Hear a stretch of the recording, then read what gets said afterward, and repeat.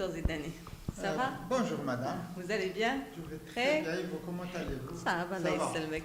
Alhamdulillah. Alors aujourd'hui, on est là pour répondre aux questions de nos adhérentes, donc de la campagne Minceur. Donc vous êtes le nutritionniste, donc pour accompagner ces femmes à perdre le poids.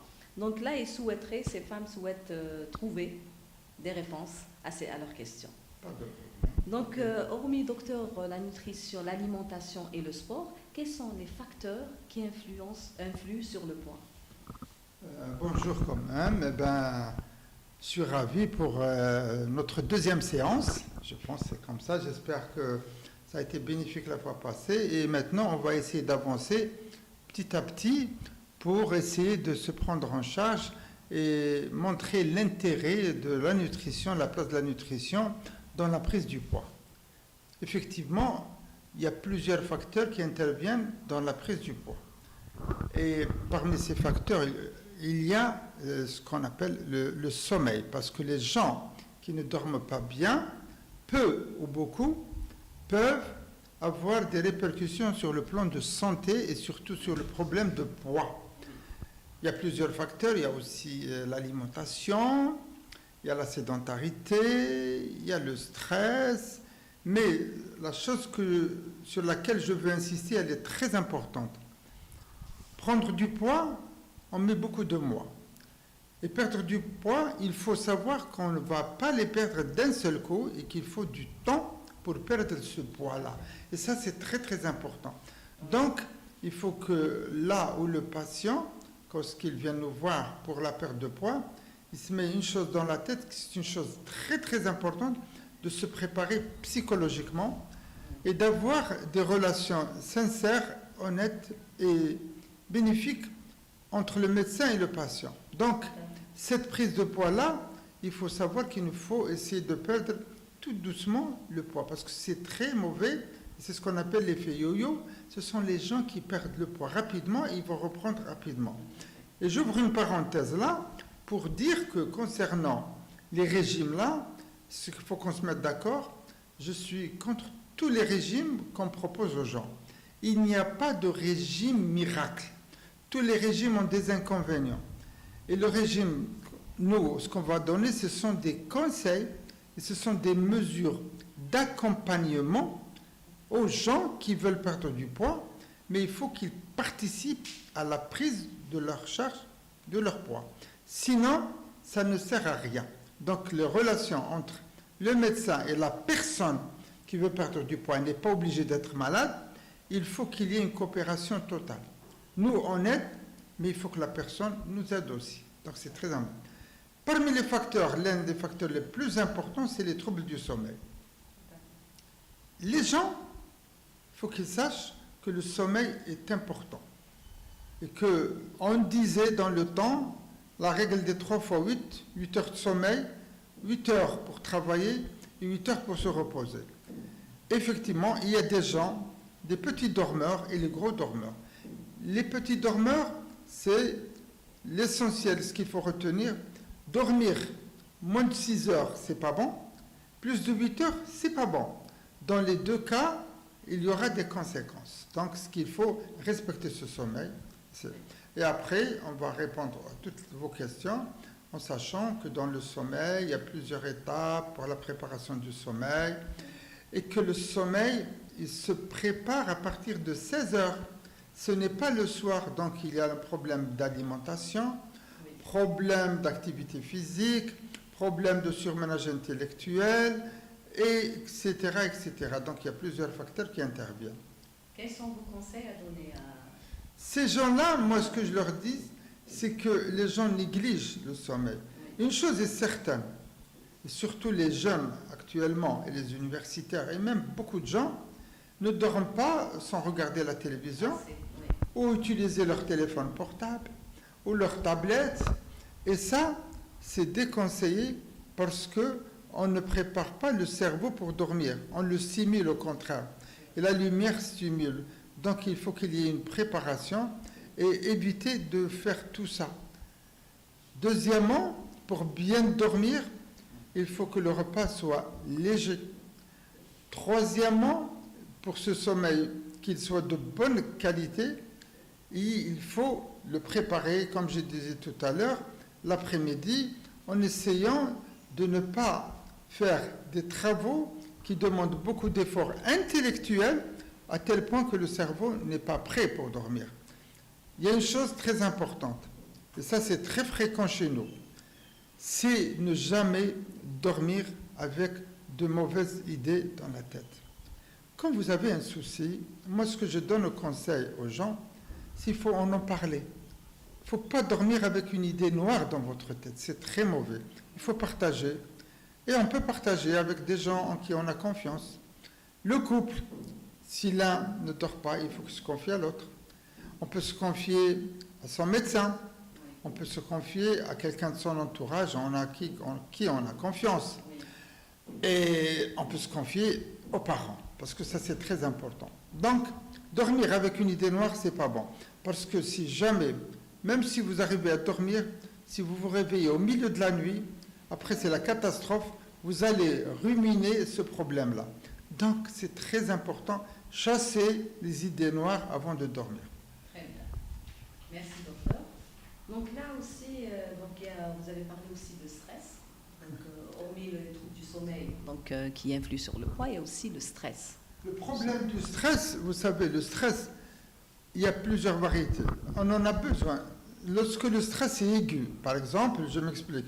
Si c'est un stress passager de 1 ou 2 jours, on est stressé parce qu'on a un examen. Il est positif parce que ce stress-là, si on a un examen, parce qu'on va être, ou bien on prépare un voyage ou un mariage. Ce stress, il est passager de 3, 4, 5 jours, c'est pas méchant, au contraire. Il est bénéfique parce qu'il va nous demander à faire beaucoup d'efforts, de travailler, d'avoir beaucoup d'énergie, et à la fin, on va être récompensé par la réussite du mariage, par faire un beau voyage, par avoir son examen. Par contre, le stress, quand il devient chronique, à ce moment-là, il va être néfaste pour notre corps et notre cerveau, parce qu'il va y avoir le phénomène, ce qu'on appelle l'épuisement, le burn-out. Et le stress chronique, je cite un exemple très fréquent. Imaginez une personne qui habite à Entaya et qui travaille à Ben Aknoun et qui doit chaque matin faire 1 heure aller, 1 heure retour par voiture, si ce n'est pas plus. Donc, ce stress chronique-là, il va entraîner à la longue un épuisement. Et à ce moment-là, il faut essayer de trouver une solution et trouver une solution qui arrange le couple, la famille, le travail et surtout chercher la notion d'équilibre. Si on n'est pas bien équilibré, on reste toujours stressé et ça, c'est pas bon. Donc, il y a un stress positif, il y a un stress négatif. Et là, lorsqu'on est stressé, on dort mal. Et si on dort mal, on risque de prendre du poids, etc. Et on a une hormone qu'on appelle la mélatonine. C'est elle qui est l'hormone du sommeil. Il faut la préparer pour qu'elle soit bien sécrétée le soir. La mélatonine, il y a une autre hormone précurseur qu'on appelle tryptophane. Et à ce moment-là, ces hormones-là du sommeil doivent être prêtes pour prendre le relais et assurer un bon sommeil. Mais sinon, le stress, ça joue un très grand rôle dans la genèse, pas uniquement de la prise du poids, ça peut entraîner la genèse dans les problèmes cardiovasculaires, dans le diabète, dans l'hypertension et en outre, les troubles cutanés comme l'eczéma, etc., le psoriasis. Donc, digestif, donc ce qu'il faut, le stress, courte durée positif, longue durée négatif. Donc là, il y a quand même un rapport. Comment expliquez-vous le rapport entre le stress et la prise du poids? Justement, lorsqu'on est stressé, il y a un problème de sécrétion d'hormones pour lutter contre ce stress. Notre corps, il est obligé de sécréter des hormones. Je cite un exemple. Vous êtes en train de traverser la rue et vous voyez un taxi qui arrive et qui klaxonne. Il va faire une décharge de sécrétion d'hormones, notamment l'adrénaline et le cortisol. Ce sont des hormones hyperglycémiantes qui vont entraîner la sécrétion du sucre et la prise du poids. Attention à une chose importante, la prise du poids, elle est beaucoup plus secondaire à la prise de sucre que de graisse. Ce sont les sucres qui font grossir et non pas les graisses. Donc, il faut faire très attention. Lorsqu'on est stressé, on est angoissé, on a besoin de sucre, on consomme, on surcharge, on stocke ces graisses sous forme de sucre et ensuite c'est la prise de poids. Voilà. Merci pour la réponse. Et quels sont vos conseils à donner? Moi, je pense que premièrement, avoir un équilibre dans sa vie, c'est pas facile du tout, mais il faut être, je dirais, un peu ordonné, mais surtout se programmer, parce qu'il y a les aléas. Les gens qui travaillent chez eux, c'est pas comme les gens qui travaillent dans une société ou une structure étatique ou privée, etc. Il y a les aléas, mais seulement il faut ménager et s'organiser, trouver des solutions pour trouver un équilibre entre notre physique, notre psychique et notre fonctionnel. Donc, c'est un équilibre. Chacun trouvera son équilibre personnel. Cette personne qui ne trouve pas peut demander de l'aide à son entourage, ses parents, son médecin, le couple, etc., pour trouver des solutions afin d'éviter l'épuisement, parce que c'est très important. Donc je pense que le sport trouvera sa place. Donc même si c'est des séances de yoga, peut-être. Donc. Effectivement, le sport, c'est un traitement contre le stress, c'est un traitement contre la dépression, c'est un antidépresseur.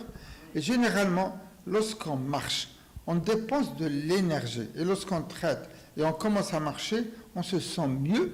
Et justement, c'est pour ça qu'il faut faire très attention pour inclure l'activité physique, ou généralement on dit ça, le sport. Et moi je dirais mieux encore, inclure dans notre programme une thérapeutique à base de la marche. Le meilleur sport, c'est la marche. Maintenant, si vous pouvez faire d'autres sports, tant mieux, natation, jogging, footing, etc. Mais commencez par marcher. Quand vous marchez, tous les organes marchent, on dépense de l'énergie, on se repose, et à ce moment-là, on est relaxé. Attention, une chose importante, pour les gens qui veulent faire du sport, je dis bien, quel que soit l'âge, jeune, grand, etc., il faut faire une consultation chez son médecin traitant pour faire un bilan cardiovasculaire, surtout le cœur, et les sujets âgés, un bilan rhumatismal. Parce que lorsqu'on marche, on fait marcher. Donc, travailler toutes nos articulations, et il faut essayer de trouver un équilibre pour que ce sport-là, cette marche-là, soit bénéfique. Marcher, c'est bien. Marcher, c'est mieux si on prend ses dispositions pour se surveiller. C'est très important. Et la marche doit faire partie de notre activité. La marche, l'activité physique, le sommeil et bien sûr une bonne alimentation équilibrée et variée. Voilà, c'est très important. Merci pour tous ces conseils, docteur. Donc là aussi, il y a certains qui parlent aussi de, c'est-à-dire l'importance de l'eau dans la perte du poids. L'eau, c'est une question vaste. Je viens de faire une conférence à Bougie il n'y a pas quelques jours et j'en ai parlé pendant 1 heure sur l'eau. Elle est souvent négligée. Et pourtant, elle est très importante. Il faut savoir que chez un adulte, 60% de notre corps est composé d'eau. Chez l'enfant et le sujet âgé, c'est 75%. Donc l'eau, elle est importante parce qu'elle a plusieurs rôles à jouer et notamment pour les gens qui veulent maigrir, il faut les gens sachent que prendre de l'eau, ça fait maigrir, effectivement. Et à ce moment-là, cette eau-là, elle est importante parce qu'il y a un équilibre hémodynamique de l'hémostasie au niveau de notre corps et ça nous empêche aussi de manger, donc on peut équilibrer en essayant de trouver une astuce, c'est de boire un verre d'eau toutes les 2 heures. C'est très important. C'est le conseil que je donne à mes patients. Le meilleur coupe-faim. C'est le meilleur coupe-faim et c'est de l'eau qui ne fait que du bien. Donc c'est très important. Et même le Coran dit وَجَعَلْنَا مِنَ الْمَاءِ كُلَّ شَيْءٍ حَيٍّ. Donc elle est importante. On peut s'en passer de la nourriture, mais pas de l'eau. Et surtout en période de chaleur comme ça, non seulement il faut prendre les 2 litres, et 2 litres et demi chez l'homme et 2 litres chez la femme, et normalement, à chaque 1 degré plus de 35, chaque degré, il faut ajouter 500 cc d'eau. Donc à 40 degrés, il faut boire jusqu'à 3 litres, 4 litres d'eau. C'est très très important, elle est importante. On n'attend pas la soif pour boire. Justement, une chose très importante, merci de m'avoir rappelé ça, s'il faut attendre d'avoir faim pour manger, il ne faut pas attendre d'avoir soif pour boire. Et lorsqu'on a soif, déjà on a perdu les 20% de notre capital hydrique. Déjà il y a un manque. Il ne faut pas attendre d'avoir soif, il faut boire et que c'est très simple, il faut se programmer. Maintenant, tout le monde marche avec son téléphone portable. Il peut régler ça. Toutes les 2 heures, le téléphone sonne. Prendre un verre d'eau, ça ne fait que du bien. Et à ce moment-là, il y a même des applications pour boire de l'eau. Si de boire toutes les 2 heures, c'est très important. 3 heures, c'est maximum. Et très important, vous allez me parler de la qualité de l'eau. Oui. Dieu merci, chez nous en Algérie, on a une grande variété d'eau, qu'elle soit de l'eau de source ou de l'eau minérale qui sont fabriquées par des usines, etc. Sachez que l'eau, elle est contrôlée. Et mieux encore, en France, vous savez, l'eau de robinet, elle est très importante. Elle est très bien contrôlée. C'est la meilleure eau. Vous allez me dire ici, il y a un petit manque de confiance, etc. Ce que je peux vous garantir, c'est qu'au niveau des institutions, du ministère de l'hydraulique, de l'ANB, etc., ils font les contrôles réguliers, soyez certains, ce sont des contrôles très efficaces par des laboratoires scientifiques très fiables, et ils contrôlent l'eau, ça je peux vous certifier. Néanmoins, si vous voulez prendre de l'eau de l'eau de robinet, vous prenez, sinon vous prenez de l'eau minérale, et concernant l'eau, moi ce que je vous conseille, essayez de varier la qualité de l'eau. On a une trentaine de marques entre eau de source et eau minérale. Il faut varier.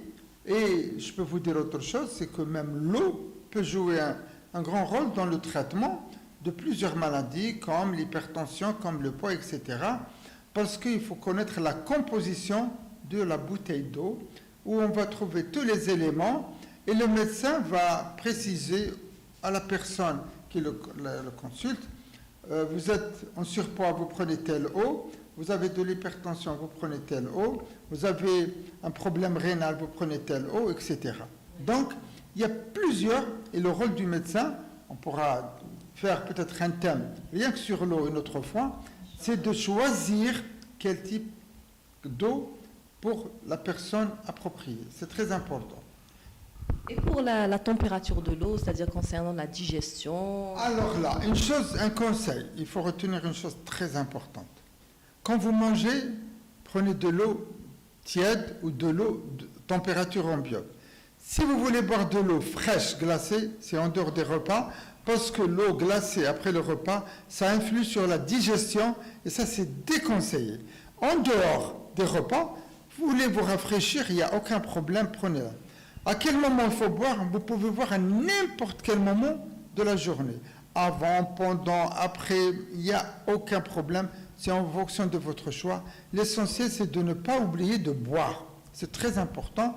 Boire à petite quantité, manger doucement, boire de l'eau doucement, et ça fait que du bien. Vous savez qu'actuellement en Europe, à cause de cette vague de chaleur, maintenant on vend des petits appareils de genre d'aérosol.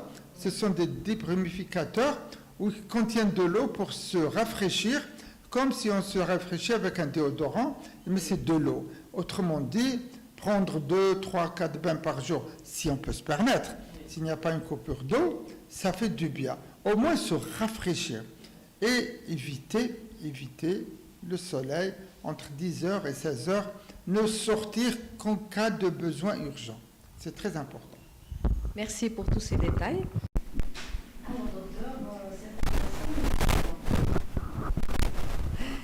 Docteur, j'ai une autre question. Il y a certaines personnes qui pensent le fait de sauter de repas vont perdre du poids. Quel est votre conseil à donner? Ça, c'est l'une des erreurs les plus fréquentes qui fait que les gens ne perdent pas de poids parce qu'ils pensent que lorsqu'ils ne mangent pas, ils vont perdre du poids. Alors que c'est totalement faux et c'est le contraire. Première chose, c'est très important, il faut respecter notre cerveau et à ce moment-là, nous sommes habitués à prendre 3 repas, c'est 3 repas. Il y a un petit déjeuner, il y a un déjeuner, il y a un dîner. Le petit déjeuner est le plus souvent, il est escamoté et il n'est pas pris et les gens se trompent énormément. Alors que les 3 repas sont très importants à tel point que maintenant, question de répartition, le petit déjeuner c'est 30% de la quantité d'aliments qu'on doit prendre la journée. Le déjeuner c'est 40% et le dîner c'est 30%. Nous, on appelle ça les apports journaliers recommandés. C'est pour dire aux gens qui doivent répartir leur alimentation et leur quota de calories qui sera calculé par leur médecin sur des bases en fonction de l'âge, du sexe, de l'activité, de plusieurs facteurs. Ils vont leur dire vous avez tant de calories à dépenser la journée, il faut donner 30% à répartir pour le petit déjeuner, 40% le déjeuner et 30% le dîner. Et les gens qui sautent le petit déjeuner, parce que lorsqu'on se lève le matin, par nature, on n'a pas envie de manger parce que nous sommes toujours avec une petite hyperglycémie. Mais à partir de 10 heures, il n'y a plus de sécrétion de cortisol, et à ce moment-là, on a faim, on a un creux, et on escamote tout et on mange n'importe quoi. Et le petit déjeuner, il est important pour le cerveau. Généralement, lorsqu'on fait des travaux, des efforts physiques, efforts intellectuels, on doit voyager, on doit conduire une voiture, il nous faut de l'énergie. Et cette énergie, elle est apportée par le petit déjeuner. Et les gens qui sautent leur petit déjeuner, à 11h, 10h, 11h, ils vont être en hypoglycémie et ensuite avec toutes les conséquences. S'il vous plaît, ne sautez jamais de repas.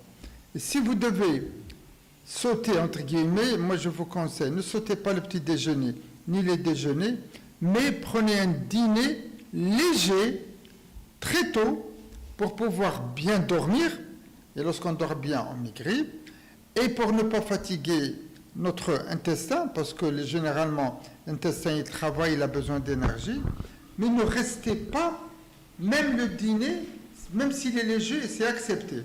Mais la priorité, c'est le petit déjeuner, et j'insiste beaucoup, ne sautez pas de repas. Notre cerveau est adapté à 3 repas par jour, c'est 3 repas. Donc, ne sautez plus de repas. Très bien. Et quel est le petit déjeuner idéal? Le petit déjeuner idéal, c'est de prendre des féculents. Par exemple, ce que je conseille, la première chose, c'est du pain.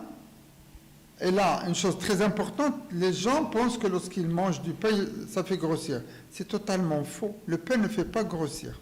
Donc, moi, ce que je conseille aux gens, c'est de prendre 80 grammes de pain. Il faut peser. Il faut disposer d'une petite balance électronique à la maison, peser les aliments, 80 grammes de pain, prendre 10 grammes de beurre végétal si l'on veut, il n'y a aucun problème.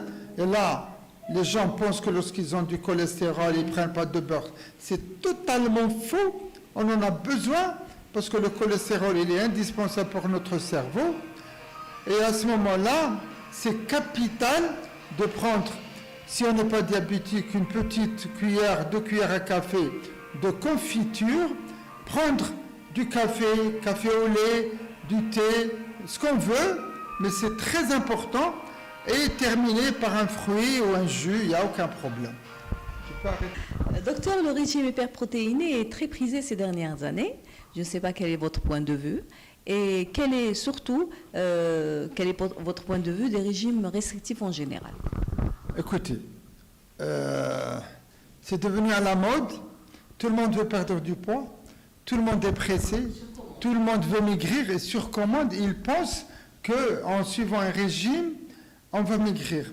Il n'y a pas de plus ennuyeux que de suivre un régime qui, à la longue, va peut-être vous faire perdre quelques kilos, mais une fois que vous arrêtez ce régime par ennui, eh bien, il va y avoir ce qu'on appelle l'effet yo-yo. Vous allez reprendre 2 fois plus et vous allez avoir un problème psychologique. Vous allez vous dire, ça y est, j'ai repris du poids, donc psychologiquement, vous êtes désespéré. Et j'ai beaucoup de gens qui sont arrivés à se traiter, même en psychiatrie, pour un syndrome dépressif, parce qu'ils n'arrivent pas à perdre du poids. Personnellement, je suis contre tous les régimes qu'on vous propose, parce qu'il n'y a pas de régime parfait. Et vous me parlez du régime hyperprotéiné. Je ne donne que mon point de vue. Je déconseille ce régime parce que, imaginez-vous, si on vous propose de ne manger la viande tous les jours, il va arriver un jour où vous allez en avoir marre. Le plaisir, c'est d'avoir une alimentation variée et équilibrée et à bon prix. Donc, c'est vrai qu'avec ce régime-là, on va perdre quelques kilos, mais rassurez-vous, le dernier papier que j'ai reçu, et que je viens de lire, c'est que le régime hyperprotéiné, il est néfaste, il est mauvais pour le foie. Donc, est très dangereux. Donc, évitez au grand maximum ces régimes-là. Commencez par avoir une bonne hygiène de vie. Évitez les régimes restrictifs. Évitez tous les régimes qu'on vous propose parce que vous êtes une personne unique. Donc, vous méritez un régime unique et personnalisé. Ce régime, votre médecin va vous accompagner et va vous proposer une alimentation correcte, un bon sommeil, une bonne activité physique et une alimentation en fonction des saisons. C'est la période en été, pastèques, melons, raisins, il faut en profiter. En novembre, des dattes, les oranges, il faut en profiter. Chaque saison, et vous avez remarqué, le bon Dieu a fait tellement des choses parfaites à ce moment-là de la nature. Profitez des aliments et des fruits de saison. Et là, c'est un conseil que je vous donne. Mangez ce qui est local. Il fut un temps où on allait dans les champs, dans les campagnes pour acheter nos fruits, etc. Et mangez ce qui est local, de saison. Et à ce moment-là, vous allez voir que le bénéfice va mettre du temps, mais le bénéfice est certain, il est durable. Les régimes restrictifs, vous allez perdre vite, vous allez reprendre vite. Et là, mon point de vue, je le dis en conclusion, il y a un régime personnalisé, nutritionnel, fait par un médecin qui doit vous accompagner sur tous les plans, même psychologiques. Vous savez bien qu'il y a beaucoup de gens qui consultent pour l'inverse, la perte de poids, c'est ce qu'on appelle, nous, l'anorexie. L'anorexie peut être mentale. Et à ce moment-là, c'est l'inverse. Ce sont des gens qui doivent grossir. Et même les gens qui veulent perdre du poids, s'ils ne sont pas prêts psychologiquement, socialement, et avec un milieu favorable, familial, professionnel, il va y avoir un échec. Donc, tous ces facteurs-là, ils font... Bien sûr, il y a des gens qui prennent du poids parce qu'ils ont un problème hormonal, surtout chez la femme, ou bien un problème chez l'homme, le problème de la thyroïde, etc. À ce moment-là, on va les aider, on traite la cause et on accompagne ça par un régime nutritionnel. Justement, vous parlez du côté psycho-affectif. Donc, il y a pas mal de personnes qui se plaignent du manque de soutien psycho-affectif, même de la part de leur médecin traitant, nutritionniste également. Vous savez, le médecin, je le suis et je vous dis une chose, il doit consacrer le temps qu'il faut à son patient. Il doit l'écouter, il doit le comprendre, il doit connaître son profil psychologique, psychosomatique, familial. Tout est un problème de relation médecin-malade.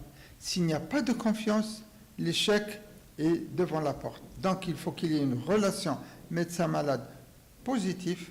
Et à ce moment-là, vous allez voir qu'il va y avoir un support psycho-affectif. Et c'est très important pour le bénéfice.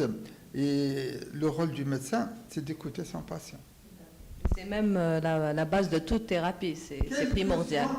Quelle que soit la maladie, je reçois des maladies hypertendues, diabétiques, rhumatisme, qui ont des problèmes neurologiques, d'arthrose, etc. Donc, devant toutes les maladies, la relation médecin-malade est capitale. Les temps ont changé. On n'est plus au stade du traitement curatif où on traite une maladie. On est au stade préventif. Il faut prévenir. Il ne faut pas attendre les gens qui prennent du poids.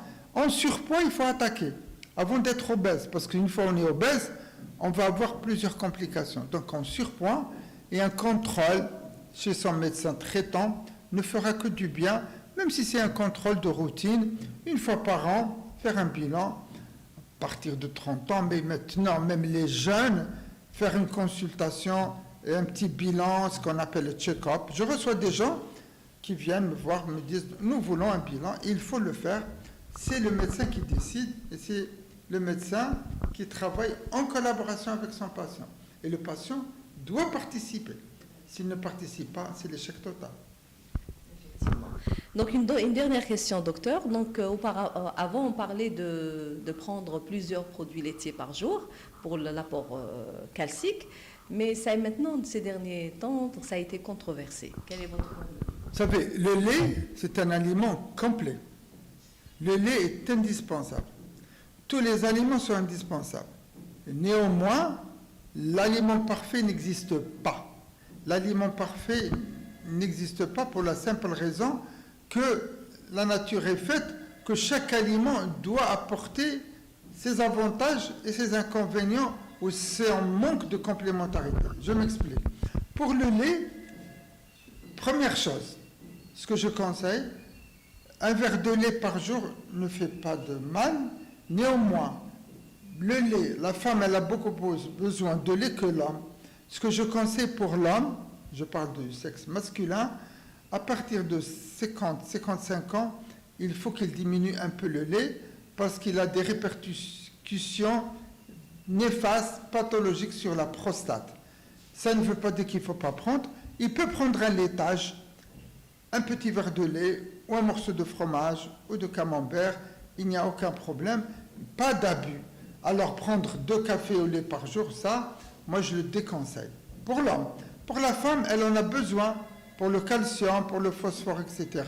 À ce moment-là, elle peut prendre un peu plus de lait que l'homme, parce que c'est normal, il y a un problème hormonal, métabolisme phosphocalcique, l'ostéoporose, etc.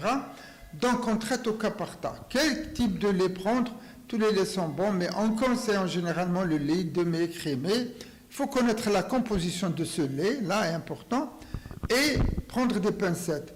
Et vous savez, dans la vie, il n'y a pas que le médecin, il y a l'industrie pharmaceutique, il y a le lobby industriel, commercial, etc.